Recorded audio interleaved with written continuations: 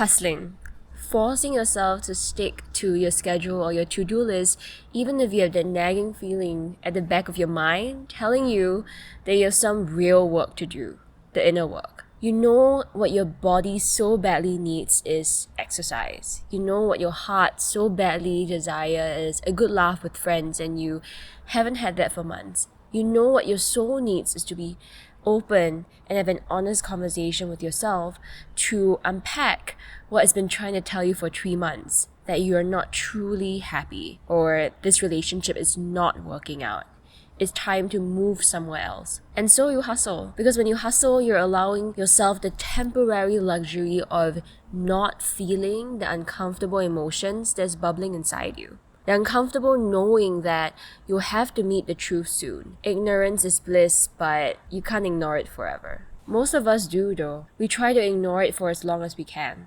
We tell ourselves we have to be productive and stick to the schedule. We distract ourselves by being busy. We distract ourselves by always having a reason to not confront our feelings. And the reasons are always valid. For the first half of last year, I was on a self-inflicted strict schedule of hustling, waking up, reply clients, work on my content creation, coaching calls or meetings, read, research, write, dinner, and then more work. Because the things that I wanted to complete always seem to creep over to late nights and I never get things done. Or maybe I told myself I always had more to do because I didn't want to confront my thoughts. And the result? Burnout after burnout. Feeling so tired that my passion was leaving my body. In June last year, I traveled after 4 years of not doing so. My sister and I spent 10 days in Vietnam, and for the first time, after a long time, I experienced the beauty of creation. I experienced the depth of human connection with the Vietnamese locals, or the guys that are from France that me and my sister met in our tour group. To know that in that single moment, we have people from 3 completely different countries in different parts of the world, Vietnam, Singapore, and France, sharing this one moment that will only become a memory in our hearts after that night. And in these moments, I find myself thinking, what am I hustling for? I've been hustling because my Asian upbringing drilled in me the importance of doing more and working harder than anyone else. I've been hustling because I didn't want to lose out on success and recognition. I felt like I needed those 2 things to be successful in order to be happy. Really? What is success anyway? When was the last time you felt truly in flow? The kind of moments you feel as if you're coming home to a safe, warm bed.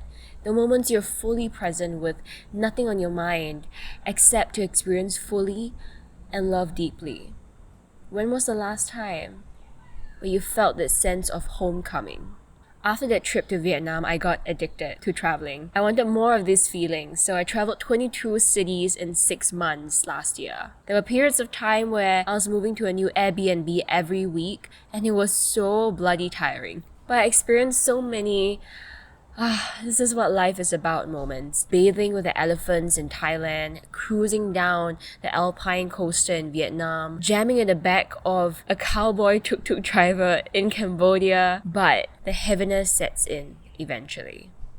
After the high comes the crashing low. There were moments I wake up feeling empty and lost in this foreign land, homesick. But I wasn't missing my home back in Singapore.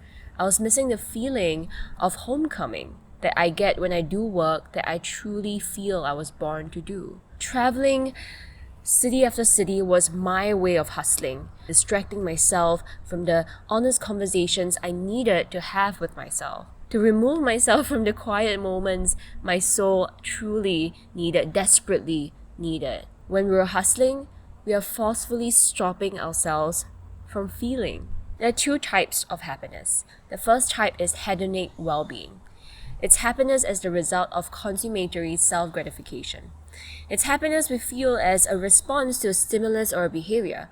When we receive an unexpected gift or guest, when we're having a great time laughing with friends, when we travel and we experience new things. The first kind of happiness comes with fun and surprise, this very in the moment kind of thing. The second type of well-being is eudaimoic well-being. It's happiness associated with a sense of purpose or meaning in life. It's that deeper satisfaction of knowing that you're doing work you're meant to do and you're exactly where you need to be. Both types of happiness are so important in our life. I used to experience so much of the second type of happiness, that deep sense of purpose in the work I do. I work day and night. It was purposeful, but I just wasn't having fun anymore. I wasn't laughing. I wasn't that spontaneous Ray that people know I am. I needed fun. I was hungry for fun. And when I started having so much fun as I started traveling, I lost control of the steering wheel for my business. I was still attracting clients and making money, but I lost focus. I wasn't on top of things. I no longer felt that deeper sense of purpose I got when I was doing the work I love. I've been regularly waking up feeling empty and sad. And to be very honest with myself, I didn't love my life, truly. On social media, I was posting that I was traveling, doing so many fun things, and I was having so much fun, but deep inside, I lost that deeper sense of purpose that I needed to be truly happy. I thought travel was the answer. I thought being in a relationship was the answer.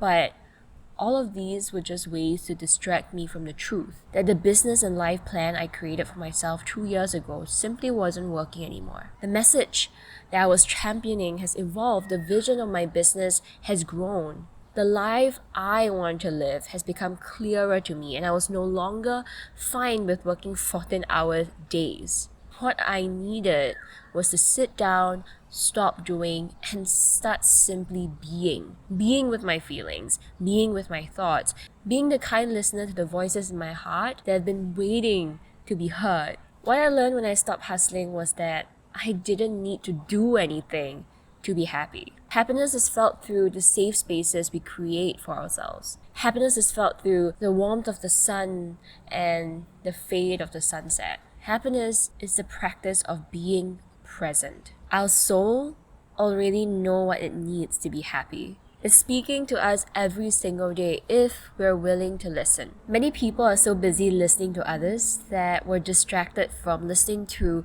the messages that our soul is trying to tell us. And the way our soul speaks to us depends on our relationship with it. When we attempt to shut it off, it shouts louder and louder. When we regularly give ourselves time and space to communicate with it, it speaks to us through the alignment of emotions. It's that sense of peace you get when you make a decision that feels right to you. It's that immediate hell no when you receive something that isn't aligned to you. When I stopped hustling, life became simpler. All I needed to do was to feel my emotions and listen to my soul.